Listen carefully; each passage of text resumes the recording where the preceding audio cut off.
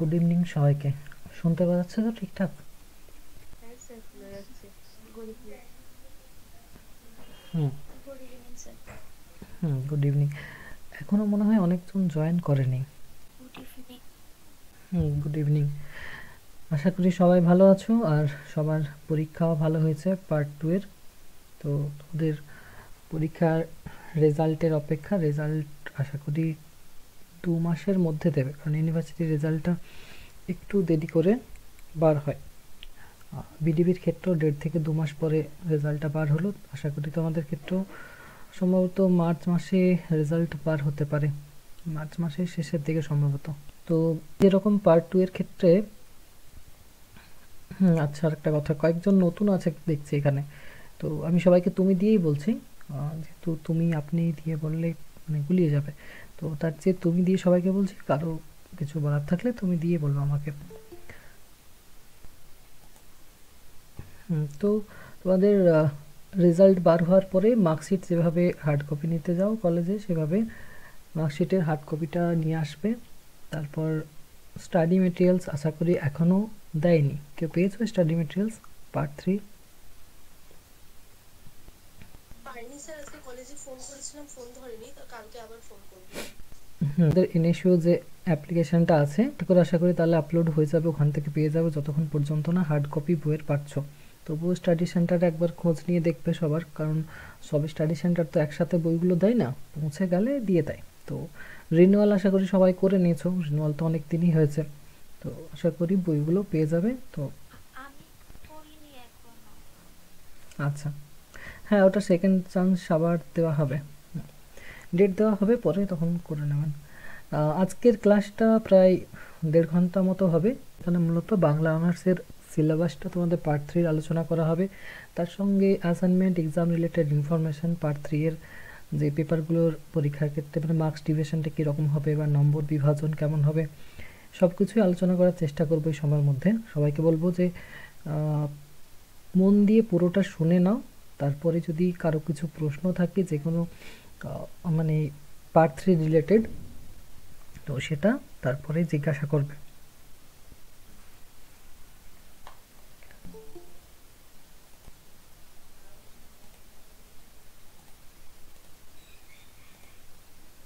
আচ্ছা, কেউ দেখে বলো কি স্ক্রিনে শো করছে? হ্যাঁ স্যার, শো করছে।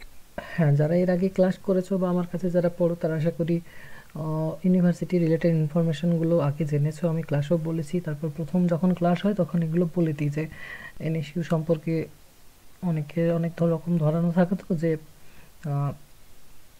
এই যে পার্ট 3 কমপ্লিট করবে তারপরে মার্কশিটটা পাবে, মার্কশিটটা নিয়ে মানে কোনো ক্ষেত্র, চাকরির ক্ষেত্র বা কোথাও কাজে লাগাতে পারবে কিনা, ইউনিভার্সিটি ইউজিসি অ্যাপ্রুভ কিনা, এসব ব্যাপারগুলো তো অনেকের প্রশ্ন থাকেই। সেগুলো আমি এর আগের ক্লাসেও ক্লিয়ার করে দিয়েছি।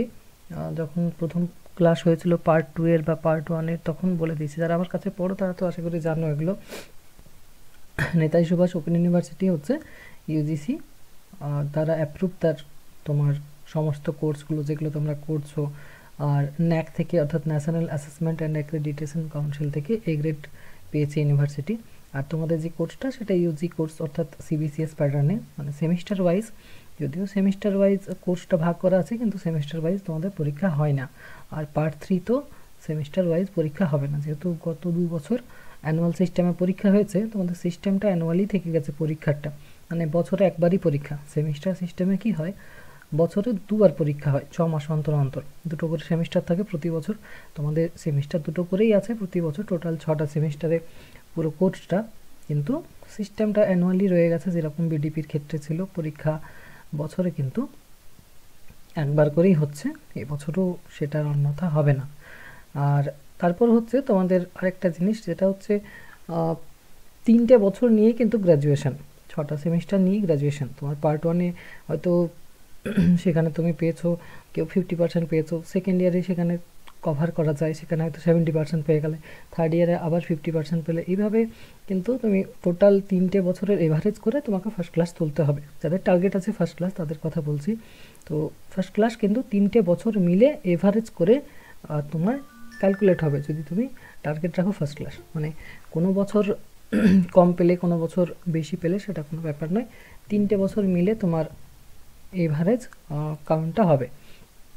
তো আশা করি এগুলো নিয়ে কারো প্রশ্ন থাকবে না যে মার্কশিটগুলো কাজে লাগবে কি না, কারণ বুঝতেই পারছো এনএসইউর যে কোর্সগুলো আছে, তোমার যে বিষয়ের কোর্সগুলো আছে প্লাস তোমাদের যেটা আছে সব কিছুই কিন্তু ইউজিসি দ্বারা অ্যাপ্রুভড, এবং তোমরা সরকারি বেসরকারি সব ক্ষেত্রে কিন্তু মার্কশিটটা পার্ট 3 পরে কাজে লাগাতে পারছো। আরেকটা জিনিস কি বললাম না, 3টে বছর মিলেই কিন্তু তোমাদের গ্র্যাজুয়েশন। তো 3টে বছর টোটাল, যেহেতু তোমাদের সিবিএসইএস প্যাটার্ন অর্থাৎ চয়েস বেসড ক্রেডিট সিস্টেমে, তো তার জন্য এখানে তোমার ক্রেডিট সিস্টেমটা কিন্তু রয়েছে, মার্কস দেওয়ার পাশাপাশি ক্রেডিট সিস্টেমটাও থাকবে। ফার্স্ট ইয়ারে তোমাদের 8টা পেপার ছিল, সেখানেও তোমার পরীক্ষা হয়েছিল কত করে না 70 নাম্বার করে একটা পেপার, যেটা এখনও হচ্ছে, প্রতি বছরই হয় ওটা। তো সেখানে তোমার টোটাল 560 নাম্বারের পরীক্ষা হয়েছিল ফার্স্ট ইয়ারে, 280 করে দুটো সেমিস্টারে। তারপর তোমাদের সেকেন্ড ইয়ারের ক্ষেত্রে 10টা পেপার ছিল, এবং 10টা পেপারে তোমার 5টা করে দুটো সেমিস্টারে ভাগ ছিল, আর সেখানে তোমার পরীক্ষা হয়েছিল টোটাল 680 নাম্বারের, 340 করে দুটো সেমিস্টারে। তো টোটাল এখানে 3টে বছরের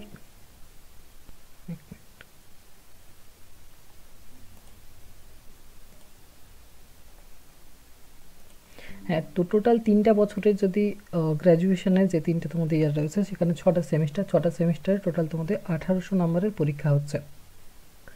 1800 নাম্বারের পরীক্ষা, আর ক্রেডিট যদি বলা হয় তাহলে হচ্ছে 140টা কীভাবে,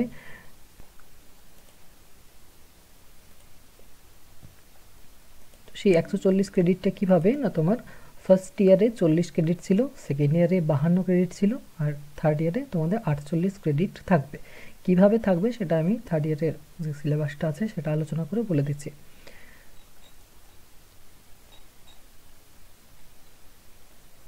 দেখো,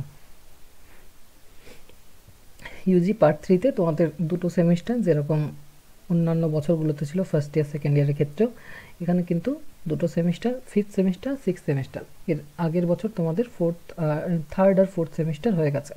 তো 5 আর 6 নম্বর সেমিস্টারটা হচ্ছে, এখানে তোমাদের টোটাল পেপার থাকছে 8টা, অর্থাৎ বুঝতেই পারছো যে 4টা করে দুটো সেমিস্টারে ভাগ থাকবে। তো সেকেন্ড ইয়ারের তুলনায় চাপটা একটু কম হবে, সব থেকে বেশি 3টে বছরে যদি কাঠিন্যের মাত্রা বলা হয় তো আমার মনে হয় সেকেন্ড ইয়ারে একটু বেশি চাপ থাকে, কারণ ওখানে জি পেপার থাকে, কম্পালসারি পেপার থাকে, তারপর অনার্স পেপার থাকে 6টা, টোটাল সব মিলে 10টা পেপার ছিল। কিন্তু থার্ড ইয়ারে তোমাদের পেপারের সংখ্যা দাঁড়াচ্ছে 8টা, অর্থাৎ 4টা করে দুটো সেমিস্টারে, চাপটা হালকা হবে। আর সব থেকে বড় ব্যাপার হচ্ছে এই বছর কিন্তু তোমাদের যেই পেপার নেই, মানে পাস কোর্স বলে আর কিছু থাকছে না, যা কিছু থাকছে সব অনার্স পেপারগুলো থাকছে, আর তোমার ইলেকটিভ পেপার মানে কম্পালসারি পেপার, যেগুলো দুটো বাংলার ক্ষেত্রে তোমাদের আছে, সেগুলো আলোচনা করছি আপাতত। এটা দেখে নাও যে তোমাদের দুটো সেমিস্টারে 8টা পেপারে পরীক্ষা দিতে হবে। যে পেপারগুলো থাকছে সেগুলো মূলত হচ্ছে তোমার কোর কোর্স অর্থাৎ সিসি পেপার থাকবে, আর ইলেকটিভ কোর্স মানে ওগুলোকে বলা হয়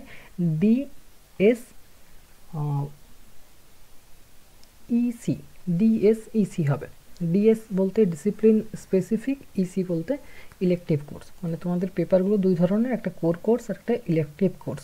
ইলেকটিভ কোর্সের যে পেপারগুলো সেগুলো কিন্তু বাংলারই হবে তোমাদের, অর্থাৎ তোমরা থার্ড ইয়ারের যে পেপারগুলো পড়বে সবগুলোই কিন্তু বাংলা। এখানে কিন্তু না জি পেপার আছে না তোমার এই পেপার আছে। এবারে তোমাদের পেপার হচ্ছে ডিএস পেপার, ডিএসগুলো কিন্তু বিজি হবে অর্থাৎ বেঙ্গলি হবে। ডিএস বিজি 11, ডিএসবিজি 21, ডিএসবিজি 31, ডিএসবিজি 41, 4টা তোমাদের ডিএস পেপার পড়তে হবে, আর 4টা তোমাদের অনার্স পেপার পড়তে হবে, অর্থাৎ টোটাল 8টা পেপার। সেটা ভাগ করে দেওয়া হচ্ছে, দুটো অনার্স দুটো ডিএস পেপার করে প্রতি সেমিস্টারে কিন্তু থাকছে।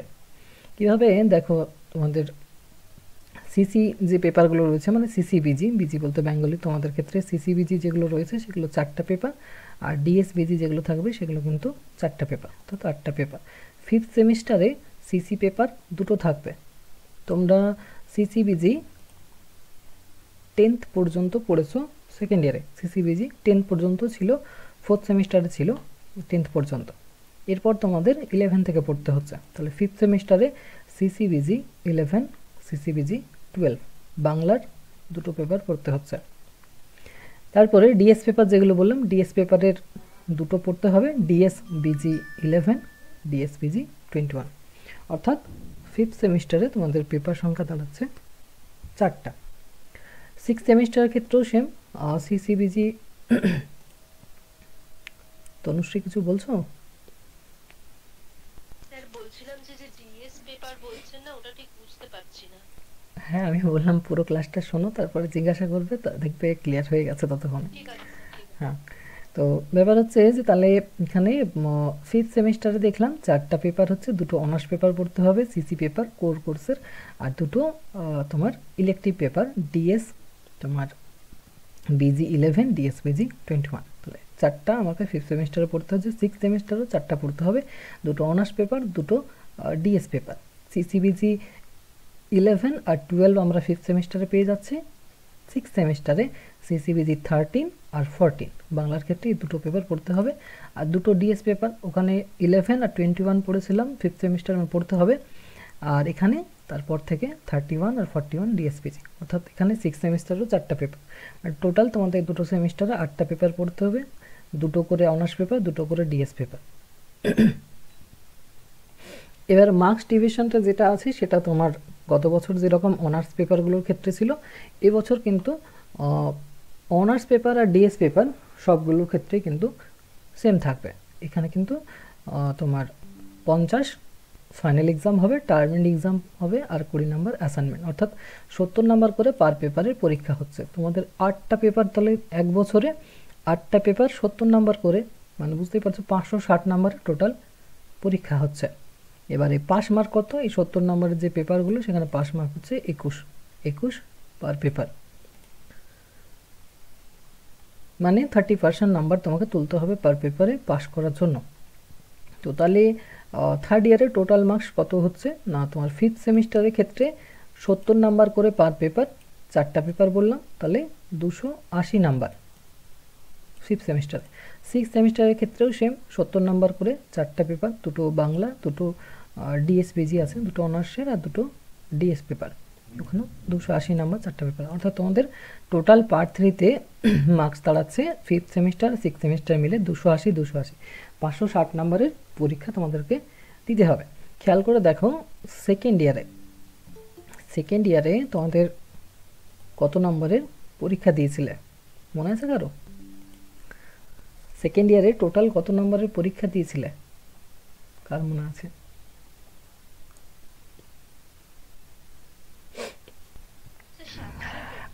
680 ছিল না, কারণ তোমাদের যেগুলো কম্পালসারি পেপার ছিল সেগুলো কিন্তু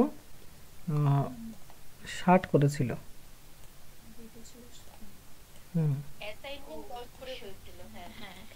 ওগুলো 50 আর 10 করেছিল, 50 টার্মিনাল এক্সাম ছিল আর তোমার 10 নাম্বার অ্যাসাইনমেন্ট ছিল।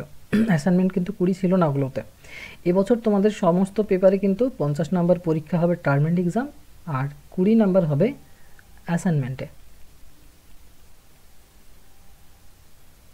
তাহলে তোমাদের নাম্বার দাঁড়াচ্ছে কত? 280 করে দুটো সেমিস্টারে 560 নাম্বার। ক্রেডিটের কথা যদি বলা হয়, 5th সেমিস্টারে তোমার ক্রেডিট থাকছে 24। এবার ক্রেডিটটা কিভাবে হচ্ছে না, তোমার পার পেপারে 6 করে ক্রেডিট থাকবে।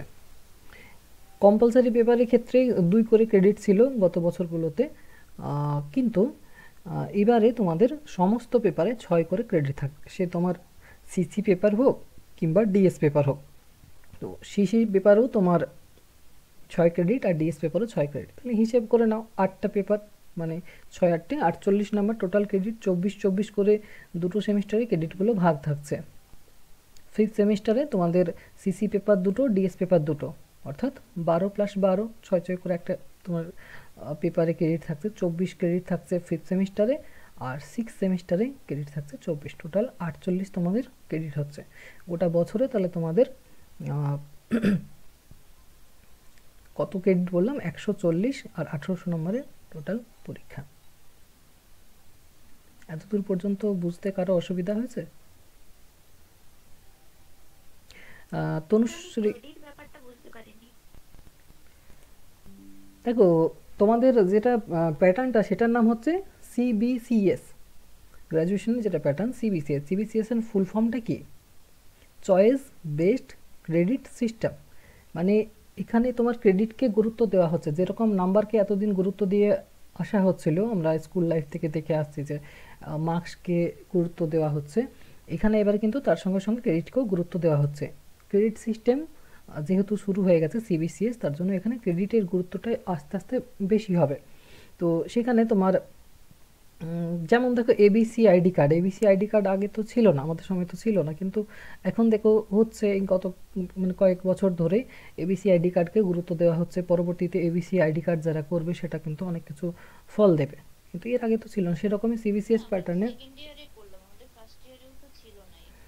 হুম, এগুলো পরে আরও বেশি মানে কি বলবো অ্যাক্টিভ হয়ে যাবে, সেরকম ব্যাপারটাই হচ্ছে। তো আহ, এই যে এখন ক্রেডিটটাকে অতটা গুরুত্ব দেওয়া হচ্ছে না, মার্কসকে গুরুত্ব দেওয়া হচ্ছে। তো তার জন্য বুঝতে পারছো না, পরে যখন ক্রেডিটকে গুরুত্ব দেওয়া হবে তখন আশা করি বুঝতে পারবে। তোমাদের টোটাল যে কোর্সটা রয়েছে সেখানে 140 ক্রেডিট রয়েছে অনার্স পেপারগুলোর ক্ষেত্রে। তোমার এক একটা পেপারে 6 ক্রেডিট, পাস পেপারের ক্ষেত্রে 6 করে ক্রেডিট থাকছে। এই যে এবছর তোমাদের ডিএস পেপার আছে ওগুলোতে 6 করে ক্রেডিট থাকছে পার পেপারে, কিন্তু কম্পালসারি যে পেপারগুলো সেগুলোর ক্ষেত্রে কিন্তু 2 করে ক্রেডিট ছিল। এবছর তোমাদের সেরকম কিন্তু কম্পালসারি আর পাশের পেপার কিন্তু থাকছে না, অনার্স পেপার থাকছে আর ডিএস পেপারগুলো থাকছে। সিসি পেপার বললাম, সিসি পেপার মানে তো কোর্স যেগুলো তোমাদের অনার্সের পেপার, কিন্তু যেগুলো ডিএস পেপার বলছি, ডিএস এর ফুল ফর্মটা কি বললাম? ইলেকট্রনিক কোর্সটা বললেন? ইলেকট্রনিক নয়, ইলেকটিভ। Elective course. ডিএস বলতে কি, এগুলো তো আমাদের আগে পেপার ছিল সেকেন্ড ইয়ারে, সিসিবিজি, সিসি পেপার, জি পেপার, এসি পেপার এগুলো ছিল, কিন্তু এবারে জি পেপার এসি পেপারটা তোমাদের থাকছে না, সেই জায়গায় আসছে তোমাদের ডিএস পেপার। ডিএস পেপার মানে হচ্ছে ডিসিপ্লিন স্পেসিফিক। টোটাল ডিএস বলা হয় না, টোটালে বলা হয় ডিএস ইসি। ডিএস মানে ডিসিপ্লিন স্পেসিফিক আর ইসি মানে ইলেকটিভ কোর্স। তো এগুলো তোমার discipline specific elective course, DS paper. এবার ডিএস পেপারের বিষয়টা কিন্তু বাংলায় থাকছে তোমাদের, ঠিক আছে? এটা কিন্তু অন্য কিন্তু বিষয় থাকবে না, বাংলায় থাকবে। মানে তোমাদের পার্ট থ্রিতে যা কিছু পাবে সব কিছুই কিন্তু বাংলা। এটা একটা তোমাদের জন্য মানে কি বলবো ভালো ব্যাপার বা খুশির খবর, যে তোমাদেরকে আর কিছু কিন্তু পড়তে হচ্ছে না। অন্য পাশের পেপারে ঝামেলা থাকছে হয়তো, ইতিহাস পড়ছো, কম্পালসারি পেপারে আইসিটি এন্ড এডুকেশন পড়ছো, তোমার এসিবিজি 11 পড়ছো, তোমার ইয়েটা তোমার reading and reflecting on text, তো সেইগুলো আর কিন্তু তোমাদের থাকছে না এবারে। মানে যেগুলো পড়তে হবে সব কিছুই কিন্তু বাংলা।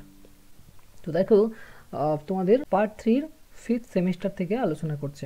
দুটো সেমিস্টার 8টা পেপার। ফিফথ সেমিস্টারে তোমাদের দুটো অনার্স পেপার থাকবে, সিসি পেপার দুটো থাকবে আর ডিএস পেপার দুটো থাকবে। তাহলে সিসি বিজি 10 পর্যন্ত তোমরা সেকেন্ড ইয়ারে পড়েছো, থার্ড ইয়ারে তোমাদের সিসি বিজি 11 থেকে। পেপারগুলো কী রকম আছে না, তোমাদের যে অনার্স পেপারগুলো আছে সেই অনার্স পেপারগুলো তো বললাম দুটো সেমিস্টারে 4টা। তো সেগুলোর বিষয় হচ্ছে বাংলা কাব্য কবিতা থাকছে, নাটক রঙ্গমঞ্চ থাকছে, শিশু এবং কিশোর সাহিত্য থাকছে, তার সঙ্গে থাকছে তোমার কল্পকাহিনী ও গোয়েন্দা গল্প বা রহস্য রোমাঞ্চ।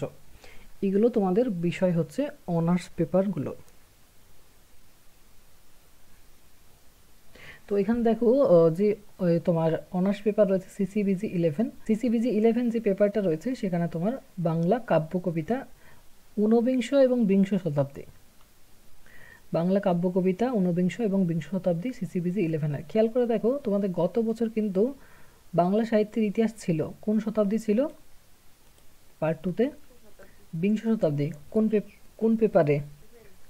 সিসিবিজি 7 পেপারটা তোমাদের ছিল বাংলা সাহিত্যের ইতিহাস বিংশ শতাব্দী। ওখানে সাহিত্যের ইতিহাস বলা হয়েছিল, তার জন্য ওখানে সব কিছু ছিল, গল্প উপন্যাস কাব্য নাটক সব কিছুই ছিল, মানে সাহিত্যের যতগুলো সংগ্রহ রয়েছে। কিন্তু এবারে বাংলা শুধু কাব্য কবিতা আছে 19 আর 20 শতকের। তো 19 আর 20 শতক, 19 শতক বলতে কোন সময়টা হবে বলতে পারবে কেউ? 19 শতক কোন সময়টা? 1800 থেকে 1899। হ্যাঁ, 1800 থেকে 1899 এই সময়কালটা 19 শতক। আর 20 শতক বলা হচ্ছে, তাহলে ওখানে 1900 থেকে তোমার 1999 পর্যন্ত। তাহলে টোটাল ধরলে 1800 থেকে 1999 সাল পর্যন্ত যে সময়কালটা, সেই সময়কালে যেসব কবিগণের কাব্য কবিতা রয়েছে এবং আবির্ভূত হয়েছিলেন যেসব কবিগণ, তাদের যে সাহিত্যকৃতি সেগুলো কিন্তু তোমাদের পড়তে হচ্ছে। অর্থাৎ 1800 সাল থেকে একবারে 1999 সাল পর্যন্ত। 1800 সালের সূচনা যখন লগ্ন, তখন কিন্তু গদ্য সাহিত্যের উদ্ভব হয়েছিল, আশা করি তোমরা জানো। সেই সময় থেকে আখ্যান জাতীয় কাব্য ছিল প্রথম দিকে। যুগসন্ধিক্ষণের কবি ঈশ্বরগুপ্তের কথা মনে পড়বে। তারপরে একে একে এসেছেন তোমার যেসব কবিগণ, মাইকেল মধুসূদন দত্ত থেকে শুরু করে আরও যারা রয়েছেন। তো মধুসূদন দত্ত দিয়েই শুরু হয়েছে এখানে। মধুসূদন দত্তের বীরাঙ্গনা কাব্য 1862 সালে এই কাব্যটার প্রকাশ। তোমরা গত বছর তো মধুসূদন দত্তের কবি কৃতিত্ব পড়েছ, তার মধ্যে বীরাঙ্গনা কাব্যটাও আলোচনা করেছিলাম যারা ক্লাস করতে আমার কাছে পড়তে। তো বীরাঙ্গনা কাব্যটা কি জাতীয় কাব্য, কেউ বলতে পারবে? বীরাঙ্গনা কাব্যটা কি জাতীয় কাব্য? পত্রকাব্য। বীরাঙ্গনাটা হচ্ছে পত্রকাব্য। ওভিদের হিরোইদাস, পাশ্চাত্যের কবি ওভিদ, তার হিরোইদাস যে গ্রন্থটা, তাতে তিনি 21টি পত্র রচনা করেছিলেন, 21টি পত্র। আর সেই আদলেই বীরাঙ্গনা কাব্য লিখলেন মাইকেল মধুসূদন দত্ত। তিনি তাকে অনুসরণ করলেন ওভিদকে, কিন্তু যে চরিত্রগুলো তিনি নাম পরিবর্তন করে দিলেন। সেগুলো নিলেন আমাদের মানে ভারতবর্ষের যে পুরাণ রয়েছে বা বিভিন্ন রামায়ণ মহাভারত যে গ্রন্থগুলো রয়েছে, সেখান থেকে তিনি বিভিন্ন ক্যারেক্টার নিলেন। সেই ক্যারেক্টারে দেখা যাচ্ছে যে তোমার তিনি সেই নায়িকাগুলোকে, মানে যে নারী চরিত্র, সেগুলোকে বীরাঙ্গনা নারী হিসেবে দেখাচ্ছেন। সেখানে টোটাল তিনি ওভিদ যে গ্রন্থটা লিখেছিলেন হিরোইদাস, সেখানে টোটাল 21টা পত্র ছিল, কিন্তু মাইকেল মধুসূদন দত্ত 11টা পত্র রচনা করেছিলেন। তো সেই 11টার মধ্যে তোমাদের টোটাল 3টা পত্র পড়তে হবে, সবগুলো কিন্তু পড়তে হচ্ছে না।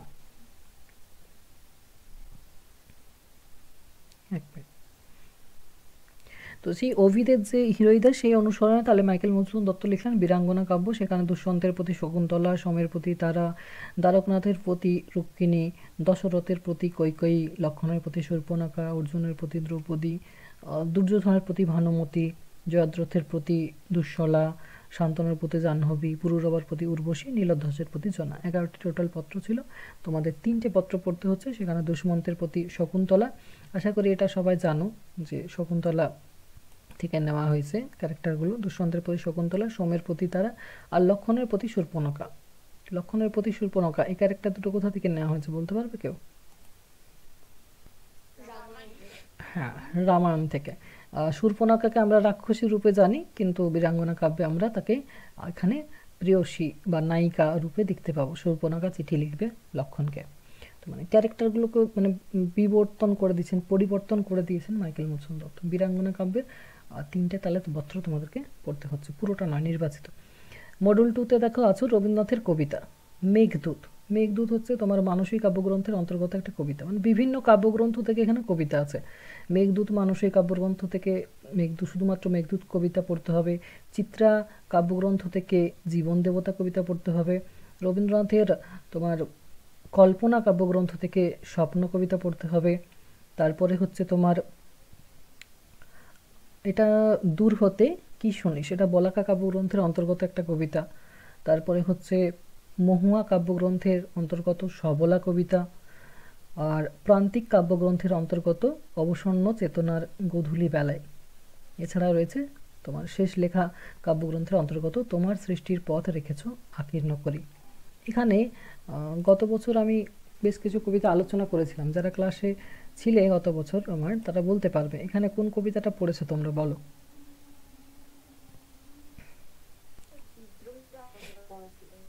বিদ্রোহী কোথায় বলি এখন, আমি রবীন্দ্রনাথের কবিতা বলছি। হ্যাঁ, আমি মাঝে মাঝে পিজির ক্লাস করাতাম বা অন্য ক্লাস যখন করাতাম, তখন বলতাম তোমরা যে রবীন্দ্রনাথের কবিতা যদি শুনতে চাও তাহলে বলবে। সবলাটা পড়ে করেছো কেউ কেউ, জীবন দেবতা, স্বপ্ন, এগুলোও শুনেছ হয়তো। এগুলো হ্যাঁ, এগুলো পিজির সিলেবাসে আছে, তার জন্য তোমাদের আমি মাঝে মাঝে জয়েন করতে বলতাম। যাই হোক, মডেল 3তে যক্ষের নিবেদন রয়েছে সত্যেন্দ্রনাথ দত্তের কবিতা। আর মহমুদগড় রয়েছে মোহিতলাল মজুমদারের, যতীন্দ্রনাথ সেনগুপ্তের 22শে শ্রাবণ কবিতা, আর নজরুল ইসলামের বিদ্রোহী কবিতা, যেটা তোমার অগ্নিবীণা কাব্যগ্রন্থের অন্তর্গত। মডেল 4-এ রয়েছে কবিতা জীবনানন্দ দাশের 8 বছর আগের একদিন, সুধীন্দ্রনাথের শাশ্বতী, আর বুদ্ধদেব বসুর চিল্কার সকাল, বিষ্ণুদের জল দাও। এখানেও মনে হয় দু একটা কবিতা কেউ কেউ ক্লাসে জয়েন করেছিলে। শাশ্বতীটা মনে হয় তোমাদের বলেছিলাম জয়েন করতে, কেউ করেছিলে? হুম। তারপর দেখো মডিউল 5-এ আছে লাল ইস্তেহার, অরুণ মিত্রের লেখা কবিতা, মহুয়ার দেশ সমর সেনের, ফুল ফুটুক না ফুটুক সুভাষ মুখোপাধ্যায়ের, রাস্তা কারো একার নয় বীরেন্দ্র চট্টোপাধ্যায়। এখানে স্কুল লাইফে আমার মনে হয় কেউ কেউ পড়েছো মহুয়ার দেশ, এটা এখনকার সিলেবাসে রয়েছে, সম্ভবত উচ্চ মাধ্যমিকে আছে মহুয়ার দেশ, সমর সেনের স্যার লেখা। পড়েছিলাম কিন্তু মনে নেই পুরোটা। হুম, এবছর আলোচনা করব, শুনে নেবে। আর সুভাষ মুখোপাধ্যায়ের বিশ্বযুদ্ধোত্তর পটভূমিতে লেখা কবিতা ফুল ফুটুক না ফুটুক, আর এটা ফুল ফুটুক কাব্যগ্রন্থের অন্তর্গত। ফুল ফুটুক না ফুটুক আজ বসন্ত, আশা করি এই কবিতাটাও সবাই জানো, একটা ফেমাস কবিতা। তাহলে বুঝতেই পারছো যে তোমাদের সিসিবিজি 11 পেপার পুরোটাই কাব্য কবিতা, আর খুব বড় কিন্তু সিলেবাসটা নয় আমার মনে হচ্ছে, কারণ নির্বাচিত কবিতা আছে, বলে দেয়নি যে কাব্য সাহিত্যে রবীন্দ্রনাথ ঠাকুর, কাব্য সাহিত্যে নজরুল ইসলাম, এভাবে কিন্তু বলে দেয়নি। তোমাদের নির্বাচিত কিছু কবিতা দিয়ে দিয়েছে, সেগুলোই তোমাদেরকে পড়তে হবে, ঠিক আছে? মানে ওগুলো থেকেই তোমরা শিওর থাকবে যে হ্যাঁ আমি সুধীন্দ্রনাথের শাশ্বতী পড়লাম, মানে সুধীন্দ্রনাথ এলে শাশ্বতী কবিতা থেকেই আমাকে প্রশ্ন কিন্তু উত্তর দিতে হবে। মানে এখানে সুধীন্দ্রনাথ সমগ্র কিন্তু দেয়নি, শুধুমাত্র একটা কবিতা। তাহলে সেই হিসেবে দেখলে এই পেপারটা আমার মনে হয় যে খুব একটা কঠিন নয়, মানে ইয়েটা সিলেবাসটা একটু কমই আছে অন্য বছরের তুলনায়। খেয়াল করে দেখো তোমাদের এর আগের বছর সিসিবিজি 7 পেপার, হ্যাঁ, তো এখানে নির্বাচিত বিষয় রয়েছে। সিসিবিজি 12 মানে তোমাদের 5th সেমিস্টারের দ্বিতীয় যে অনার্স পেপারটা, সেটা হচ্ছে সিসিবিজি 12। এটা পুরোটাই হচ্ছে নাটক নিয়ে, নাটক এবং নাট্যমঞ্চ বা রঙ্গমঞ্চ।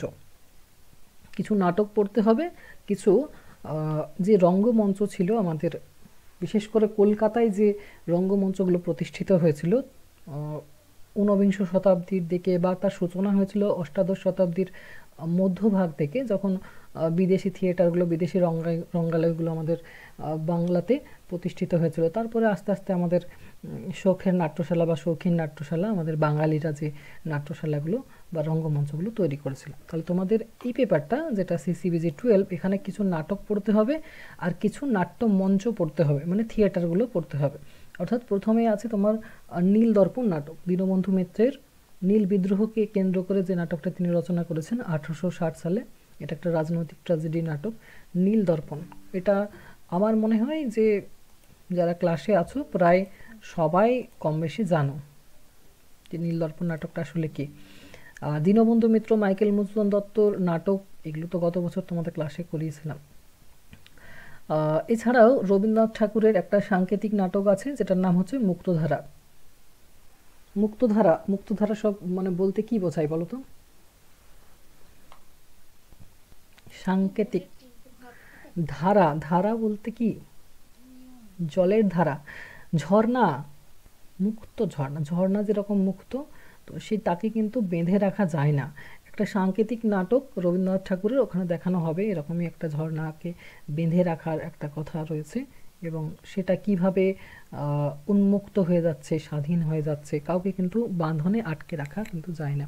তো স্বাধীনতা সবাই চায়, মুক্তি সবাই চায়, তো সেই বিষয় নিয়েই মুক্তধারা নাটক রবীন্দ্রনাথ ঠাকুরের একটা সাংকেতিক নাটক। যেরকম হচ্ছে তোমার রবীন্দ্রনাথ ঠাকুরের রাজা, অচলায়তন, তোমার রক্তকরবী, ডাকঘর, ঠিক আছে? এই যে যেরকম সাংকেতিক নাটক, বুঝতেই পারছো যে এই সাংকেতিক নাটকগুলোতে কি থাকে, ভেতরে একটা আলাদা অর্থ প্রকাশিত হয়, ঠিক আছে? হ্যাঁ, কিছু তত্ত্ব থাকে। সেরকমই মুক্তধারাও একটা হচ্ছে সাংকেতিক নাটক, এটা পড়তে কিন্তু বেশ ভালো লাগবে। উৎপল দত্তের একটা ফেমাস নাটক টিনের তলোয়ার, গত বছর যারা ক্লাসে ছিলে তাদেরকে তো আমি আলোচনা করেছিলাম, অঙ্গার আর টিনের তলোয়ার বলেইছিলাম যে বিষয়গুলো কি আছে। তো টিনের তলোয়ার একটা ফেমাস নাটক, উৎপল দত্তের লেখা। বিশেষত এখানে জাতীয়তাবাদ বা দেশপ্রেমকে প্রাধান্য দেওয়া হয়েছে, যেখানে তোমার ব্রিটিশ বিরোধী একটা তোমার নাটক মানে মঞ্চস্থ করা হয়েছিল। নাটকটার নাম হচ্ছে তিতুমির। নাট্য নিয়ন্ত্রণ আইন যখন প্রতিষ্ঠিত হয়েছিল, ফলে সব নাটক কিন্তু মঞ্চস্থ হতে দিত না ব্রিটিশরা।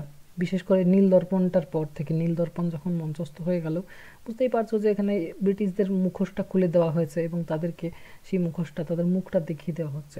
তো সেই নীল দর্পণ নাটকের পর থেকে বা পরবর্তীকালে যখন নাট্য নিয়ন্ত্রণ আইন হলো, তখন কিন্তু সেই মানে প্রেক্ষিতে কিন্তু এই নাটকটা লেখা হয়েছে টিনের তলোয়ার। এগুলো গেল নাটক এই পেপারে। এবার রয়েছে নাট্যমঞ্চ, মানে সেই রঙ্গালয়গুলো বা থিয়েটারগুলো যেগুলো তৎকালীন সময়ে তোমার কলকাতাতে প্রতিষ্ঠিত ছিল। দেশি ও বিদেশি নাট্যমঞ্চ। প্রথমে অবশ্যই বিদেশি নাট্যমঞ্চ ছিল, কারণ সেই নাট্যশালাগুলো বা থিয়েটারগুলো ইংরেজরা নিজেদের বিনোদনের জন্যই কিন্তু মানে প্রতিষ্ঠা করেছিল। সেখানে বাঙালিদের কিন্তু প্রবেশাধিকার ছিল না। তো সেই বিদেশি নাট্যমঞ্চ মানে ধরে অনুসরণ করে আমাদের বাংলা নাট্যমঞ্চগুলো সেই তৎকালীন সময়ে যারা ধনী ব্যবসায়ী ছিলেন, মানে আমি বলছি তোমার অষ্টাদশ শতাব্দীর সময়কালটা, অষ্টাদশ থেকে ঊনবিংশ শতাব্দীর মানে শুরুটা, সেই সময়ে যখন ব্রিটিশদের থিয়েটারগুলো চলছিল। তারপরে ঊনবিংশ শতাব্দী থেকে আমাদের বাংলা থিয়েটারগুলো কিন্তু রূপলাভ মানে করে, মানে স্থান পেতে শুরু করে। তো যে সময় মানুষ বাঙালিরা সেই যাত্রাভিনয় নিয়ে ব্যস্ত ছিল, তখন ব্রিটিশরা থিয়েটার স্থাপন করেছিল কলকাতাতে। তারপরে বাঙালিদের থিয়েটারগুলো এসেছিল। তো থিয়েটার সম্পর্কেও তোমাদের গত বছর ক্লাস যারা করেছো তারা অনেকটা মানে জানো যে থিয়েটার কীভাবে এসেছে না এসেছে, সেগুলো এখানে তোমাদেরকে ডিটেলসে পড়তে হবে। তখন হয়তো নাটক আলোচনার সূত্রে আমি বা মাইকেল মধুসূদন দত্তের নাটক আলোচনার সূত্রে একটু আলোচনা করেছিলাম থিয়েটারের উদ্ভব নিয়ে।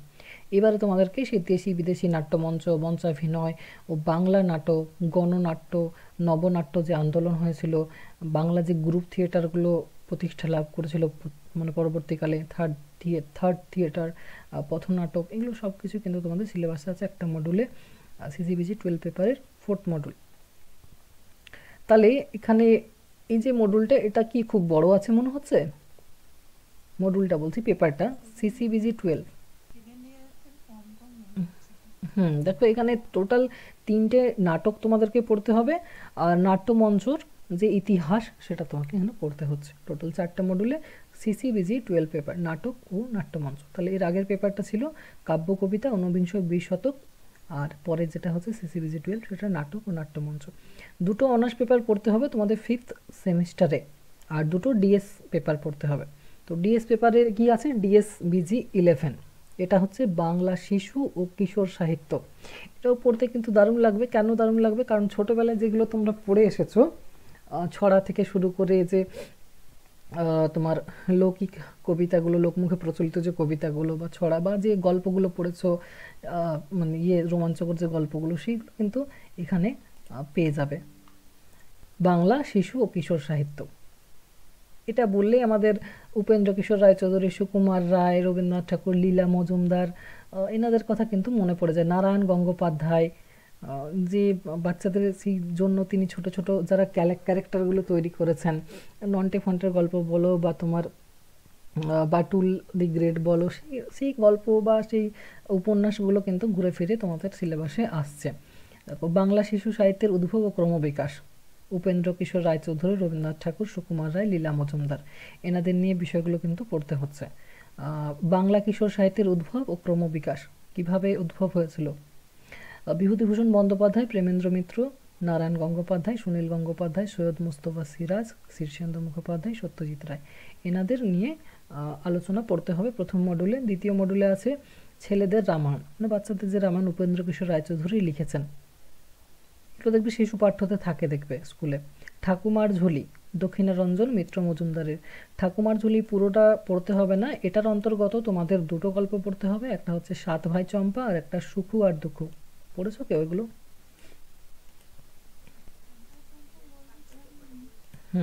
রবীন্দ্রনাথ ঠাকুরের সহজ পাঠ পড়তে হবে তোমাদেরকে, প্রথম ও দ্বিতীয় ভাগ।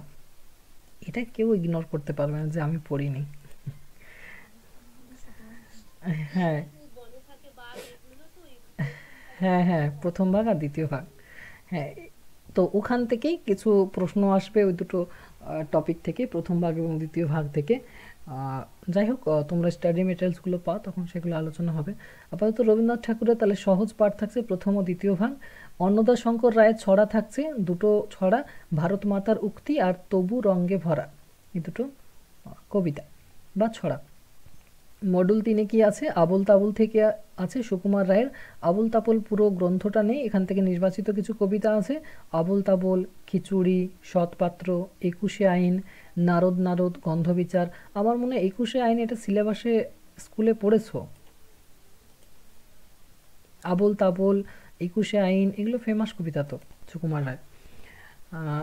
আর লীলা মজুমদারের প্রদীপিসির বর্মী বাক্স, এটাও একটা ফেমাস গ্রন্থ। তো এটা আছে মডুল 3-তে। মডুল 4-এ কি আছে? সবুজ দ্বীপের রাজা, সুনীল গঙ্গোপাধ্যায়ের লেখা। তো এটা হচ্ছে DSBG 11 বাংলা শিশু ও কিশোর সাহিত্য, এটা ডিএস পেপার, পুরোটাই বাংলা কিন্তু। এরপর DSBG 21, মানে 5th সেমিস্টারের দুটো DSBG থাকবে বললাম। তো তৃতীয় যে DSBGটা রয়েছে সেটা হচ্ছে কল্পকাহিনী ও গোয়েন্দা গল্প, রহস্য রোমাঞ্চ, সব অ্যাডভেঞ্চার জাতীয় সেই গল্পগুলো। আর কল্পকাহিনী, কল্পকাহিনী মানে সেই কল্প বিজ্ঞানের যে গল্পগুলো রয়েছে সেইগুলো থাকবে, তার সঙ্গে কিছু ডিটেকটিভ গল্প রয়েছে, গোয়েন্দা গল্প থাকবে। তো তাহলে এখানে কি আছে? মডুল 1 আছে বাংলা সাহিত্যে কল্পকাহিনীর উদ্ভব ও বিকাশ কিভাবে হয়েছিল। লুল্লু নামক একটা গ্রন্থ রয়েছে ত্রৈলোক্যনাথ মুখোপাধ্যায়ের। সব ভুতুড়ে গল্প একটা সংকলন বা একটা গল্প গ্রন্থের নাম সব ভুতুড়ে, যেটা রচয়িতা হচ্ছেন লীলা মজুমদার। সেখান থেকে দুটো গল্প আছে, একটা হচ্ছে ভুতুড়ে গল্প আর একটা হচ্ছে ছায়া। মানে পুরো গ্রন্থটা পড়তে হবে না, জাস্ট দুটো গল্প পড়তে হবে, একটা হচ্ছে ভুতুড়ে গল্প আর একটা হচ্ছে ছায়া। ভুসুন্ডির মাঠে বলে একটা গল্প আছে, যেটা তোমাদের সিলেবাসে আমি দেখলাম লীলা মজুমদার লেখা আছে, আমার মনে হয় না এটা লীলা মজুমদারের হবে, কারণ লীলা মজুমদারের, হ্যাঁ হ্যাঁ, সিলেবাসে লীলা মজুমদার দেওয়া আছে, কিন্তু এটা তোমার রাজশেখর বসুর ভুসুন্ডির মাঠে গল্প। আহ, হ্যাঁ, হাস্যরসাত্মক গল্প এটা, মানে ভূতের গল্প, কিন্তু সেই হাসি আসবে তোমার, এমন এমন কথা বলেছেন, হাস্যরসাত্মক গল্প। তো এখানে কি আছে? কল্পকাহিনী ও গোয়েন্দা গল্প, এগুলো কিন্তু কল্পকাহিনীর অন্তর্গত, এগুলো গোয়েন্দা গল্প কিন্তু নয়। এর পরের যে মডুলটা 2 মডুল, সেটাও কিন্তু কল্পকাহিনীর গল্প, ওখানে কিন্তু গোয়েন্দা নয়। কারণ দেখো এখানে বাংলা কল্পকাহিনীর ধারায় প্রফেসর শঙ্কু, শঙ্কুটা কে পড়েনি? সবাই পড়েছে আশা করি। আর এখনও সিলেবাসে আছে, তোমার দেখবে মাধ্যমিকের সিলেবাসে কিন্তু রয়েছে শঙ্কু। শঙ্কু থেকে এইগুলো কিন্তু পাবে সিলেবাসে, দেখবে যারা মাধ্যমিক দিয়ে এসেছো রিসেন্ট, মানে নিউ সিলেবাসে মাধ্যমিক দিয়েছো, তারা পেয়ে থাকবে। শঙ্কু সমগ্র গ্রন্থ থেকে তোমার কিছু নির্বাচিত গল্প আছে, যেগুলো হচ্ছে বোমযাত্রীর ডায়েরি, প্রফেসর শঙ্কু ও ম্যাকাও, মহাকাশের দূত, শঙ্কু ও ফ্রাঙ্কেনস্টাইন। তো এইগুলো তোমার শঙ্কু গল্প গ্রন্থ থেকে নির্বাচিত গল্প তোমাদের পড়তে হবে। মডুল 3-তে কি আছে? বাংলা সাহিত্যে গোয়েন্দা কাহিনীর উদ্ভব ও ক্রমবিকাশ। অর্থাৎ তোমার মডুল 3-তে থাকবে সব গোয়েন্দা কাহিনীগুলো, আর রহস্য রোমাঞ্চ জাতীয় যেগুলো রয়েছে সেগুলো মডুল 4-এ থাকবে। আর দুটো পরের যে দুটো মডুল হচ্ছে 3 আর 4, সেগুলো কিন্তু মূলত গোয়েন্দা কাহিনী উপর নির্ভর করে। দেখো, রচয়িতা পাঁচকড়িদের গ্রন্থ হত্যাকারী কে, আর নিহার রঞ্জন গুপ্তের কিরিটির আবির্ভাব, এই দুটো গ্রন্থ তোমাদের পড়তে হবে। মডুল 4-এ রয়েছে বাংলা রহস্য রোমাঞ্চ গল্প, শনি মঙ্গলের রহস্য, যেটা হেমেন্দ্র কুমার রায়ের লেখা, রক্তের দাগ শরদিন্দু বন্দ্যোপাধ্যায়ের লেখা, প্যান্থার রহস্য সৈয়দ মুস্তফা সিরাজের লেখা, আর হিতমগড়ের গুপ্তধন শীর্ষেন্দু মুখোপাধ্যায়ের লেখা।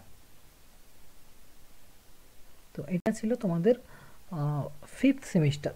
কারো বড় লাগছে নাকি সিলেবাসটা? সেকেন্ড ইয়ারের তুলনায় আমার যা মনে হচ্ছে যে সেকেন্ড ইয়ারের তুলনায় কিন্তু কম আছে। সেকেন্ড ইয়ারে একটা সেমিস্টারে যতটা করে ছিল, এখানে একটা সেমিস্টার অতটা কিন্তু নেই। 5th সেমিস্টারে তোমাদের পেপার সংখ্যা কমে গেছে, ওখানে 5টা পেপার ছিল সেকেন্ড ইয়ারে, থার্ড ইয়ারে তোমাদের 4টা পেপার পড়তে হচ্ছে, তার মধ্যে দুটো অনার্স রয়েছে তার মধ্যে, আর দুটো তোমার ডিএস পেপার। দুটো অনার্স কি বললাম? সিসিবিজি 11 আর সিসিবিজি 12। একটা কাব্যের পেপার, কাব্য কবিতার, আর একটা নাটক আর রঙ্গমঞ্চের পেপার। আর ডিএসবিজি পেপারগুলো একটা তোমার শিশু কিশোর সাহিত্য, আর একটা হচ্ছে কল্পকাহিনী ও গোয়েন্দা গল্প। আশা করি 5th সেমিস্টারের সিলেবাসটা বুঝতে পারলে। এবার দেখো 6th সেমিস্টার। 6th সেমিস্টারে কি রয়েছে তোমার, সিসিবিজি 11 আর 12 পেলে 5th সেমিস্টারে, তারপর থেকে এখানে সিসিবিজি দুটো অনার্স পেপার থাকবে। তো সিসিবিজি 13 পেপার আছে, সিসিবিজি 14 পেপার আছে। তো সিসিবিজি 13 পেপারটা হচ্ছে পুরোপুরি তোমাদের লোকসাহিত্য, লোকসাহিত্যের বিষয় থাকবে, লোক সংস্কৃতি এবং লোকসাহিত্য। তাহলে সিসিবিজি 13 হচ্ছে বাংলার লোক সংস্কৃতি ও লোকসাহিত্যের পেপার।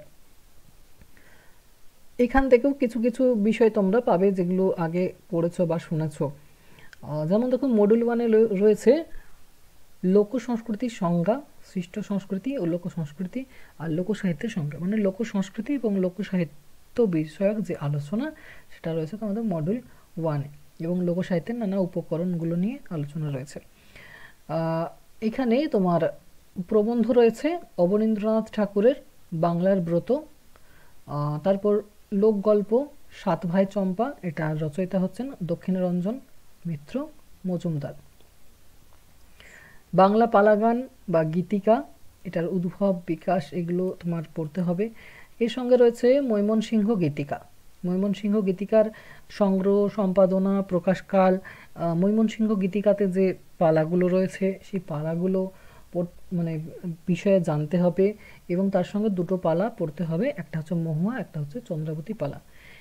এর আগের দিন তোমাদের একটা যারা পড়ো আমার কাছে একটা ক্লাসে জয়েন করিয়েছিলাম, মনে আছে? ময়মনসিংহ গীতিকার ক্লাসে।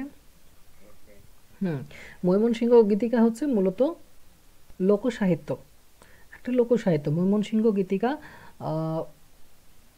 আচ্ছা, যারা ক্লাসটা করেছে তারা একটু বলে দাও ময়মনসিংহ গীতিকা কি, মানে বিষয়টি কি, কিভাবে প্রকাশ পেল, আর ওর মধ্যে কি আছে?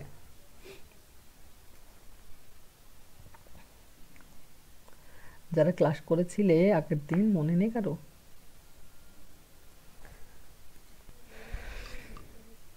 বাংলাদেশের ময়মনসিংহ অঞ্চলে কৃষকদের মধ্যে প্রচলিত যুগ যুগ ধরে যেটা চলে আসছে তারই একটা গানের সংকলন।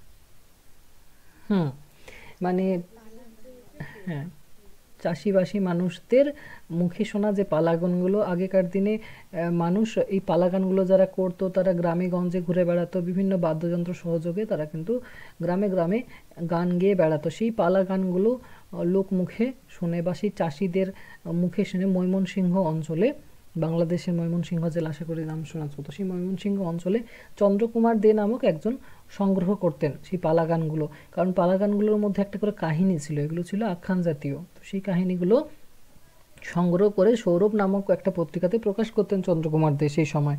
আর সেটা নজরে এসেছিল দীনেশচন্দ্র সেনের, দীনেশচন্দ্র সেনের যখন নজরে আসে তখন চন্দ্রকুমার দেকে তিনি সেই কাজটা দিয়েছিলেন। কিসের কাজ দিয়েছিলেন না, পালাগান সংগ্রহের কাজ দিয়েছিলেন, এবং সেটার জন্য তিনি কিন্তু মজুরি পেতেন চন্দ্রকুমার দে। তো সেই যে পালাগানগুলো সংগ্রহ করেছিলেন, টোটাল 10টি পালাগান সংগ্রহ করে দীনেশচন্দ্র সেনকে দিয়েছিলেন। দীনেশচন্দ্র সেন সেগুলোকে প্রকাশ করেছিলেন এবং সম্পাদনা করেছিলেন। তো সেই যে গ্রন্থটা, সেই পালাগান টোটাল 10টা রয়েছে, সেটার নাম হচ্ছে ময়মনসিংহ গীতিকা। টোটাল 10টা পালাগানের সামগ্রিক পরিচয় একটু সংক্ষেপে তোমাদের জানতে হবে। তার সঙ্গে দুটো কিন্তু পালাগান তোমাদের পড়তে হবে, সেটা হচ্ছে মহুয়া আর চন্দ্রাবতী। যারা ক্লাসে জয়েন করেছিলেন তাদেরকে আমি কিন্তু এই দুটো পালা আলোচনা করেছি, মহুয়া পালা, চন্দ্রাবতী। আচ্ছা, চন্দ্রাবতী নামটার সঙ্গে অনেকেই পরিচিত, কোন সূত্রে বলো তো? চন্দ্রাবতী কে ছিলেন? এই পালা গানটা বলেছিলাম সত্য ঘটনা অবলম্বনে রচিত। হ্যাঁ, বাংলা রামায়ণ, হ্যাঁ, রচয়িতা বা রামায়ণের অনুবাদ করেছিলেন মহিলা চন্দ্রাবতী। তো এই দুটো পালা তোমাদেরকে পড়তে হবে, এবং তার সঙ্গে টোটাল ময়মনসিংহ গীতিকার সংগ্রহ, সম্পাদনা, প্রকাশ, পালাগুলি যেগুলো রয়েছে, বাকি টোটাল 10টা পালা, সেগুলো পরিচয় আনতে হবে। মডুল 3-তে রয়েছে লোকসাহিত্য সংগ্রহ ও আলোচনায় রবীন্দ্রনাথ। রবীন্দ্রনাথও কিন্তু লোকসাহিত্যের মানে বা লোক সংস্কৃতি বিষয়ে আগ্রহী ছিলেন এবং তার জন্য তিনি বেশ কিছু সংগ্রহ করেছিলেন এবং আলোচনা করেছিলেন সেই বিষয়কে নিয়ে। এমনকি তিনি বাউল গানও কিন্তু বেশ কিছু সংগ্রহ করেছিলেন লালন ফকিরের, ওটাও তোমাদের সিলেবাসে আছে। দেখো, রবীন্দ্রনাথের শিলাইদহ ও শাহজাদপুর পর্ব। রবীন্দ্রনাথ ঠাকুর একসময় তার জমিদারি দেখাশোনার জন্য তিনি বাংলাদেশে গিয়েছিলেন। তখন শিলাইদহ এবং শাহজাদপুর যখন গিয়েছিলেন, সেই সময় তিনি বেশ কিছু কবিতা লিখছেন, তিনি চিঠিপত্র লিখছেন। ছিন্নপত্র তোমাদের তো ছিল এর আগের বছরই। তো শিলাইদহ থেকে তিনি বেশ কিছু তার কাব্য সৃষ্টির একটা তোমার জায়গা হয়ে গেছিলো তোমার শিলাইদহ শাহজাদপুর। সেই জায়গাতে তিনি প্রকৃতিকে নিয়ে বেশ কিছু মর্তপ্রীতিমূলক বা প্রকৃতি প্রেম নিয়ে বেশ কিছু কাব্য কবিতাও লিখেছেন। তার ঐশ্বর্য পর্বে যে কাব্য কবিতাগুলো পায় সেগুলো কিন্তু ওখান থেকেই উদ্ভূত। লোকসাহিত্য সংগ্রহ, রবীন্দ্রনাথ ও বাউল গান, এগুলো তোমাদের পড়তে হবে। লোকসাহিত্য, নির্বাচিত রচনা, ছেলে ভুলানো ছড়া। লোকসাহিত্য নামক রবীন্দ্রনাথের একটা গ্রন্থ রয়েছে, প্রবন্ধ গ্রন্থ, সেখানে তোমার সেই বিষয় নিয়ে তোমাদের পড়তে হবে। এবং ছেলে ভুলানো ছড়া নামে একটা রবীন্দ্রনাথের প্রবন্ধ রয়েছে, সেটা তোমাদের পড়তে হচ্ছে। মডুল 4-এ রয়েছে বাংলার লৌকিক মৌখিক গল্প, মধ্যবঙ্গে সংগৃহীত লোকগল্প। কি কি আছে না, তোমার পয়সা মেকি, পয়সা সঙ্গে চলে কিন্তু মানুষ মেকি চলে না, আর রামায়ণ ইত্যাদি দেওয়া আছে। এটা তোমরা স্টাডি মেটেরিয়ালসটা পেলে বুঝতে পারবে যে এর সঙ্গে আরও কিছু আছে কিনা। তাহলে এটা তোমাদের হচ্ছে সিসিবিজি 13 পেপারের বিষয়, 6 সেমিস্টারের অনার্স পেপার বাংলা, সিসিবিজি 13। এটার পুরো বিষয়টা হচ্ছে বাংলার লোক সংস্কৃতি ও লোক সাহিত্য। এরপর অনার্স পেপার হচ্ছে সিসিবিজি 14, এটা তোমার সংস্কৃত ও ইংরেজি সাহিত্যের ইতিহাস। সংস্কৃত ও ইংরেজি সাহিত্যের ইতিহাস, তোমরা বাংলা সাহিত্যের ইতিহাস পড়ছো, এর সাথে তোমাদের সংস্কৃত ও ইংরেজি সাহিত্যের ইতিহাস পড়তে হবে। সংস্কৃত সাহিত্যের ইতিহাসের বেশ কিছু কবি নাট্যকারের সঙ্গে তোমরা পরিচিত, আশা করি নামগুলো বলতে পারবে। কবি বা নাট্যকারের নাম বলো সংস্কৃতে। কালিদাস, বাণভট্ট, জয়দেব, কবি জয়দেব, তারপর শ্রীহর্ষ, তারপর তোমার হচ্ছে ভাস, ঠিক আছে, অনেকে লেখক রয়েছেন, তাদের সেই বিষয়গুলো তোমাদের এবার আস্তে আস্তে জানতে হচ্ছে। ভবভূতি আছেন, বাণভট্ট আছে, শূদ্রক আছে, জয়দেব আছে। দেখো এখানে হ্যাঁ, দণ্ডীয় হবে। সংস্কৃত ও ইংরেজি সাহিত্যের ইতিহাস, তো এখানে দুটো মডিউল হচ্ছে সংস্কৃত সাহিত্যের ইতিহাস, দুটো মডিউল হবে ইংরেজি সাহিত্যের ইতিহাস।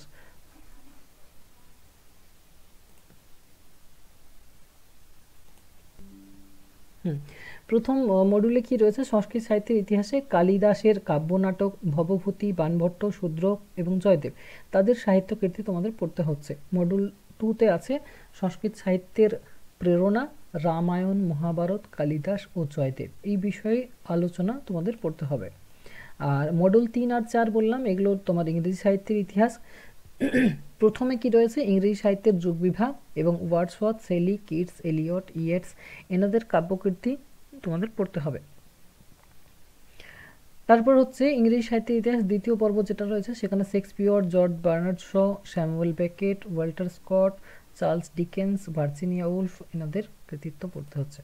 তাহলে সিসিবিজি 14 যে অনার্স পেপারটা 6 সেমিস্টারে, সেটা কিন্তু পুরোটাই সংস্কৃত ও ইংরেজি সাহিত্যের ইতিহাস। দুটো মডিউল সংস্কৃত সাহিত্যের ইতিহাস, দুটো মডিউল ইংরেজি সাহিত্যের ইতিহাস।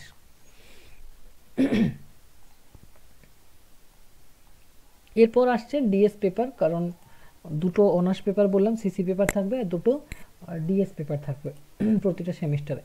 তো এই সেমিস্টারে ডিএস পেপার 31 থেকে হচ্ছে, কারণ ওখানে 11 তোমরা 5th সেমিস্টারে ডিএস 11টা পাবে, ডিএস 21টা পাবে, এখানে ডিএস 31, ডিএস 41। তো ডিএস বিজি 31 হচ্ছে বাংলাদেশের সাহিত্য, মানে বলেই দেওয়া হচ্ছে যে বাংলাদেশের সাহিত্য, যে সব কবি হোক, গল্পকার হোক, নাট্যকার হোক, ঔপন্যাসিক বা কথা সাহিত্যিক হোক, সব কিন্তু বাংলাদেশের, তাদের সব বিষয় থাকবে, সেটা প্রবন্ধ হোক, গল্প হোক, নাটক হোক, যা কিছু থাকবে। তার মধ্যে কিছু কিছু স্কুল লাইফে যদি পড়ে থাকো তাহলে নিশ্চয়ই মনে পড়বে তোমাদের। দেখো, কারণ বাংলাদেশের সাহিত্য আমরা কম বেশি পড়েছি সবাই স্কুল লাইফে। ডিএসবিজি 31 বাংলাদেশের সাহিত্য, মডেল 1-এ কি আছে? বাংলাদেশের সাহিত্যের পটভূমি ও প্রেক্ষাপট। সেখানে উপন্যাস রয়েছে সূর্য দীঘল বাড়ি, আবু ইশাকের লেখা। প্রথম মডুলে তাহলে একটা উপন্যাস পড়তে হবে, আর তার সঙ্গে বাংলাদেশের সাহিত্যের পটভূমি ও প্রেক্ষাপট পড়তে হচ্ছে। মডুল 2-তে কি পড়তে হবে? 5টা গল্প পড়তে হবে, নির্বাচিত গল্প বাংলাদেশের কিন্তু। সৈয়দ ওয়ালিউল্লাহর একটি তুলসী গাছের কাহিনী, হাসান আজিজুল হকের আত্মজা ও একটি করবী গাছ, আখতারুজ্জামান ইলিয়াসের যুগলবন্দি, আর সেলিনা হোসেনের খোয়াই নদীর বাঁকবদল, আর কায়েস আহমেদের হচ্ছে মহাকালের খাড়া। এখানে আমার মনে হচ্ছে তোমরা কোনো একটা গল্প হয়তো পড়েছো স্কুল লাইফে, মনে পড়ছে কারো? ওই একটি তুলসী গাছের কাহিনীটা আমি বলে দিয়েছিলাম। হ্যাঁ, পড়েছি। দেশভাগ এবং সেই সাম্প্রদায়িক দাঙ্গার যে প্রেক্ষিতে বা পটভূমিতে লেখা সৈয়দ ওয়ালিউল্লাহর একটি তুলসী গাছের কাহিনী। আপনি গল্পটা করেছেন। হুম। তো এরকম বাকি গল্পগুলো কিন্তু খুব ভালো গল্প, মানে এখন হয়তো মনে হবে বাংলাদেশের গল্প, যখন গল্পগুলোর রস আস্বাদন করবে তখন কিন্তু দারুণ লাগবে। তো গল্পগুলো খুব ভালো, বাংলাদেশের সাহিত্য আমার মনে হয় এটা তোমাদের যখন পড়বে না খুব ভালো লাগবে। মডুল 3 দেখো, বাংলাদেশের কবিতা রয়েছে। আহসান হাবিবের উৎসবের আগের দিন, হাসান হাফিজুর রহমানের এখন যুদ্ধ আমার, শামসুর রহমানের স্বাধীনতা তুমি। শামসুর রহমানকে আশা করি চেনো, কারণ স্কুল লাইফের অনেক কবিতা থাকে শামসুর রহমানের। আল মাহমুদের নোলক কবিতা, আর শহীদ কাদরির ব্রেক আউটের পূর্ণিমায়, নির্মলন্দী গুণের মানুষ কবিতা। তো বাংলাদেশের তাহলে তোমার 6টা মানে কবিদের 6টা নির্বাচিত কবিতা তোমাদের পড়তে হচ্ছে এখানে এই মডুলে।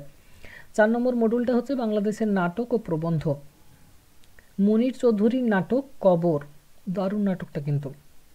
কোন বিষয়কে নিয়ে না, বাংলাদেশের যে সাহিত্যগুলো মানে নাটকগুলো প্রবন্ধগুলো বেশিরভাগ ক্ষেত্রে কিন্তু থাকে মুক্তিযুদ্ধ কিংবা তোমার ভাষা আন্দোলন, এইসব বিষয়কে কেন্দ্র করে অনেক প্রবন্ধ, নাটক আর কবিতা বাংলাদেশে কিন্তু লেখা হয়েছে, কবিগণ লিখেছেন। তো কবর মুনীর চৌধুরীর লেখা, সেই সময়ে কিন্তু সেই পটভূমিতেই লেখা। বাঙালির আত্মপরিচয়ের সূত্রপাত, এটা তোমার একটা প্রবন্ধ, আবু জাফর শামসুদ্দিনের লেখা। বাংলাদেশের কালচার, আবুল মনসুর আহমদের লেখা। দ্বিজাতি তত্ত্ব সত্য মিথ্যা, সিরাজুল ইসলাম চৌধুরীর লেখা। আর আনিসুজ্জামানের স্বরূপের সন্ধানে, এগুলো কিন্তু প্রবন্ধ, প্রবন্ধগুলো পড়তে হবে। তাহলে ডিএসবিজি 31 পেপারটা পুরোটাই হচ্ছে বাংলাদেশের সাহিত্য। সেখানে কি কি পাওয়া যাচ্ছে? সেখানে উপন্যাস পাওয়া যাচ্ছে, সেখানে গল্প পাওয়া যাচ্ছে, সেখানে কাব্য কবিতা পাওয়া যাচ্ছে, সেখানে নাটক প্রবন্ধ পাওয়া যাচ্ছে। মানে সাহিত্যের যে সংরূপগুলো আছে প্রায় সব সংরূপগুলোকেই কিন্তু এখানে, সব রূপগুলোকেই এখানে কিন্তু পেয়ে যাচ্ছি। এই পেপারটাও খুব একটা কিন্তু বড় নয়। ডিএসবিজি 41, এটা হচ্ছে অনুবাদ ও বাংলায় অনুদিত সাহিত্য। একটা নতুন বিষয় তোমাদের জন্য, অনুবাদ ও বাংলায় অনুদিত সাহিত্য। তার মধ্যেও কিছু কিছু আশা করি পড়েছো বা শুনেছো। অনুবাদ কি কি থাকছে না, প্রথমে দেখো মডুল 1-এই অনুবাদ বিষয়ে থাকছে অনুবাদ ও বাংলা সাহিত্য, প্রাচীন কাব্যের বাংলা অনুবাদ এবং মধ্যযুগের কাব্যের বাংলা অনুবাদ। খেয়াল করে দেখো, মধ্যযুগের বাংলা অনুবাদ, আমাদের বাংলা সাহিত্যে যে অনুবাদগুলো রয়েছে মধ্যযুগে কোন কোন ভাষা থেকে আছে, কোন কোন ভাষা থেকে মূলত অনুবাদ করছেন আমাদের বাংলার কবি সাহিত্যিকগণ? সংস্কৃত, ইংরেজি আর হিন্দি সব ভাষা থেকে অনুবাদ করছেন। যেমন বৈতাল 25 থেকে বেতাল পঞ্চবিংশতি, কে লিখেছেন এটা? বৈতাল 25 থেকে বেতাল পঞ্চবিংশতি, বিদ্যাসাগর। হিন্দি বৈতাল 25 থেকে বেতাল পঞ্চবিংশতি। সংস্কৃত অভিজ্ঞান শকুন্তলম থেকে বিদ্যাসাগর লিখেছেন শকুন্তলা। কমেডি অফ এরর্স ইংরেজি গ্রন্থ, সেটা থেকে লিখেছেন ভ্রান্তিবিলাস। তাহলে এটা আধুনিক যুগের অনুবাদ। মধ্যযুগের অনুবাদ যদি বলি, মধ্যযুগের অনুবাদগুলো তোমার হিন্দি থেকে, ধরো আমি যদি বলি সৈয়দ আলাউল কোন ভাষা থেকে অনুবাদ করেছিলেন? পদ্মাবতী কোন ভাষা থেকে? হিন্দি থেকে। হিন্দি থেকে। পদুমাবত ছিল, সেটা থেকে মোহাম্মদ জাইসির যেটা লেখা হিন্দি থেকে বাংলাতে অনুবাদ। তারপরে তোমার দৌলত কাজীর নাম যদি আসে, শাহ মোহাম্মদ সগীরের আছে, ইউসুফ জুলেখা শাহ মোহাম্মদ সগীরের, এগুলো তো অনুদিত কাব্য মধ্যযুগের। এগুলো তো সব মানে আমরা জানি যে সেই সময় সংস্কৃত থেকে, হিন্দি থেকে, ইংরেজি থেকে, সংস্কৃত থেকে তো বিভিন্ন অনুবাদ হয়েছে। অনুবাদের ধারা যদি সংস্কৃত থেকে বলি তাহলে সেখানে রামায়ণ, মহাভারত, ভাগবত পুরাণ, কাশিদাসী মহাভারত, বাল্মীকির রামায়ণটা অনুবাদ করেছেন কৃত্তিবাস ওঝা বাংলাতে, ভাগবত পুরাণ অনুবাদ করেছেন মালাধর বসু, এগুলো সংস্কৃত থেকে বাংলাতে অনুবাদ। তাহলে মধ্যযুগ থেকেই আমরা দেখছি অনুবাদের ধারাটা কিন্তু প্রবহমান। তো এখানে দেখো কি আছে না, তোমার মডুল 2-তে আছে ওমর খৈয়ামের বাংলা অনুবাদ। সেটা কি করেছেন নজরুল ইসলাম, তিনি দুটি কবিতা অনুবাদ করেছেন, সেগুলো তোমাদের পড়তে হবে। কবিরের লেখাগুলো থেকে বাংলাতে অনুবাদ করেছেন ক্ষিতিমোহন সেন, দুটি কবিতা তার তোমার পড়তে হবে। গালিব হচ্ছেন একজন, গালিব নামটা শুনেছো কেউ? গালিব মূলত শায়েরির জন্য বিখ্যাত, লিরিসিস্ট ছিলেন একজন। তো সেই গালিবের যে কবিতাগুলো রয়েছে সেগুলো শক্তি চট্টোপাধ্যায় এবং আয়ান রশিদ অনুদিত করেছেন, তার দুটি কবিতা তোমাদের পড়তে হবে। মডেল 3-তে রয়েছে বিদ্যাসাগর কৃত বাংলা অনুবাদ। বিদ্যাসাগরের নাম একটু আগেই বললাম যে তিনিও বাংলা অনুবাদ করেছেন, হিন্দি থেকে করেছেন, সংস্কৃত থেকে করেছেন, আর ইংরেজি থেকেও করেছেন। রবীন্দ্রনাথ কৃত বাংলা অনুবাদ, রবীন্দ্রনাথ ঠাকুরও কিন্তু বাংলাতে অনুবাদ করেছেন। নিজের গীতাঞ্জলি যে কাব্যটা, সেটা তো তিনি বাংলা অনুবাদ করার চেষ্টা করেছিলেন, যদিও সেটা তোমার একটা মৌলিক গ্রন্থে রূপান্তর হয়েছিল, সং অফারিংস, তবুও রবীন্দ্রনাথ কিন্তু নিজের কবিতাগুলোকে, কাব্য কবিতাকে বাংলাতে অনুবাদ করতেন, সেই বিষয়গুলো পড়তে হবে। ভারতীয় ভাষায় নির্বাচিত গল্পের বাংলা অনুবাদ, কিছু নির্বাচিত গল্প আছে যেগুলো ভারতীয় ভাষার, সেগুলো তোমাদের পড়তে হবে। সদ্গতি মুন্সী প্রেমচন্দের লেখা, এটা কিন্তু তোমার হিন্দি একটা গল্প। সদ্গতি মুন্সী প্রেমচন্দ একজন কথা সাহিত্যিক, বিশিষ্ট কথা সাহিত্যিক, তার লেখা সদ্গতি। দিনের বেলায় একটি প্যাসেঞ্জার ট্রেনে, এটা জয়কান্তনের লেখা। মডুল 4-এ হচ্ছে নির্বাচিত ইংরেজি কবিতার অনুবাদ। এরপর তোমাদের ইংরেজি কবিতার অনুবাদ পড়তে হবে। যে কোনো দুটি লেখা আছে, আমার মনে হয় এটা যে কোনো দুটি নয়, সবগুলো তোমাদের পড়তে হবে। গত বছরেও সেকেন্ড ইয়ারেও যে কোনো দুটি লেখা ছিল, কিন্তু প্রশ্ন সব থেকেই এসেছে, সবগুলোই পড়ে রাখবে যদি স্টাডি মেটেরিয়ালসে কিছু লেখা না থাকে। নির্বাচিত পাশ্চাত্য গল্পের বাংলা অনুবাদ, ম্যাজিকের দোকান, নৃপেন্দ্র কৃষ্ণ চট্টোপাধ্যায় এটা অনুবাদ করেছেন। আসল যে গ্রন্থটা, বইটা, সেটার নাম হচ্ছে দ্য ম্যাজিক শপ, সেটার লেখক হচ্ছেন H.G. ওয়েলস। আর দ্য ওভারকট, এটা আন্তন চেকভের, এটারও অনুবাদ পড়তে হবে। তাহলে তোমাদের যেটা 6th সেমিস্টার, সেখানে কি কি পড়তে হচ্ছে, সিসিবিজি 13 বাংলার, সিসিবিজি 14 এটাও বাংলার পেপার, বাংলা অনার্সের, আর ডিএসবিজি 31 আর ডিএসবিজি 41। তাহলে কি দাঁড়ালো, তোমাদের টোটাল থার্ড ইয়ারে 8টা পেপার পড়তে হচ্ছে, যেখানে 4টা 5th সেমিস্টারে, 4টা 6th সেমিস্টারে, 2টো করে সিসি পেপার, 2টো করে ডিএস পেপার প্রতি বছর পড়তে হচ্ছে, প্রতি সেমিস্টারে পড়তে হচ্ছে। তাহলে এই সিলেবাসটা আমার মনে হয় যে সেকেন্ড ইয়ারের তুলনায় একটু কিন্তু কম আছে। যাই হোক, সিলেবাসটা যেমনই হোক, এরপর থেকে তোমার যেরকম ক্লাস চলতো যে টাইমে, বুধবার এবং শনিবার 7টা থেকে, ওই টাইমটাই কন্টিনিউ করতে হবে, টাইম চেঞ্জ করছি না, সেই টাইমেই চলবে। আর অ্যাসাইনমেন্ট এক্সাম যেটা তোমাদের এই বছর হলো সেকেন্ড ইয়ারের, যেই রকম আমার মনে হয় থার্ড ইয়ারেরটা সেরকম টাইমেই হবে, কারণ তোমাদের অ্যাসাইনমেন্টটা পুজোর পরে আশা করি অক্টোবর মাসের দিকে হতে পারে বা তারপরে হতে পারে, আর ফাইনাল এক্সামটা সেই নভেম্বর ডিসেম্বর, যদিও তোমাদের এক্সাম ফর্ম ফিল আপটা পুজোর আগে হতে পারে, যেরকম সেকেন্ড ইয়ারে হয়েছিল সেরকমই ধরে রাখো, কারণ টাইমগুলো কিন্তু খুব একটা এগোয় না, পিছতেই থাকে। আচ্ছা বলো, এরপরে কারো কিছু কোয়েশ্চেন থাকলে বলতে পারো। প্রিয়াঙ্কা দাস, কিছু বলছো? স্যার বলছি, আমাদের ক্লাসগুলো দুটোর জায়গায় তিনটে করা যায় না উইকলি? দুটোতেই অ্যাটেন্ডেন্স থাকে না, 20 জন ক্লাস থাকলে 10 জন ক্লাস করে, 10 জন বলেছে রেকর্ড দেবেন। হ্যাঁ 3টে করব, কিন্তু আমি রেকর্ড করব না ক্লাস। হ্যাঁ হ্যাঁ, রেকর্ড করতে হবে। হ্যাঁ হ্যাঁ, তারপরে তুমি টার্গেট নেবে যে দুটো করলেই হবে, স্যার তো 3টে করাচ্ছে, করার না, আমি আমি তিনটেই ক্লাস করাবো, তোমরা যদি তিনটে করতে বলো, কিন্তু তিনটে ক্লাসে সবাইকে অ্যাটেন্ডেন্স দিতে হবে, তাহলে করাবো। ঠিক আছে। আর স্যার বলছি আমাদের ওই রিনিউয়ালের কোনো আপডেট আছে? এটা তো হলো না আগের বারেরটায়। না, রিনিউয়ালের আপডেট সেরকম এখন কিছু আসেনি, এলে আমি জানিয়ে দেবো। তিনটে ক্লাস আর কে কে করতে চাইছে? কুহেলি? বলছে আগস্টে ফাইনাল এক্সাম। জুলাই আগস্টে ফাইনাল এক্সাম? ওটা কি করে সম্ভব হয়? অ্যাসাইনমেন্ট আছে, অ্যাসাইনমেন্টের আগে এক্সাম ফর্ম ফিল আপ আছে, জুলাই আগস্টে হবে না।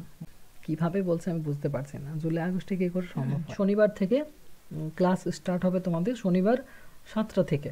যে পেপারগুলো আলোচনা করলাম সেই পেপারগুলো সবই নোটস পেয়ে যাবে আমার কাছেই।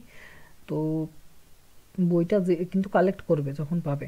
আর টেক্সট পড়তে হবে, সময় আছে এখন, চেষ্টা করো টেক্সট পড়ার।